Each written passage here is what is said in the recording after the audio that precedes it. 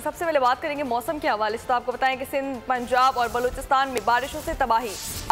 मुख्तलिफ शहरों में सैलाबी सूरत हाल, नशीबी इलाके डूब गए।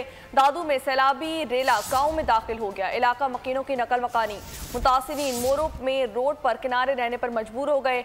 बारिश के दौरान करंट लगने, छतें गिरने और डूब कर 9 अफराद जान की बाजी हार गए। कराची में गुलशन मेहमान में अफगान बस्ती में घर की छत गिरने से मियाँ बीवी चल बसे। बलूचिस्तान के जिला पंजकोट में 4 बच्चे बरसाती नाले में डूबकर जान से गए हैं, जबकि खैरपुर में भी सैलाबी पानी में डूबकर नौजवान जान की बाजी हार गया। पंजाब में भावल नगर की तहसील मंटनाबाद में बारिश के बायस बोसीदा मकान की छत गिर गई। एक ही खानदान के 2 अफराद जान की बाजी हार गए, 3 जख्मी। हैदराबाद में एक शख्स लुक में अजल बना। DI खानकाकोल और बालाकोट समेत खैबर पख्तूनख्वा के मुख्तलिफ शहरों में तेज़ बरसात। कश्मीर और गिलगित बल्तिस्तान में भी मुख्तलिफ अजला में तेज़ हवाओं गरज चमक के साथ बादल बरसे।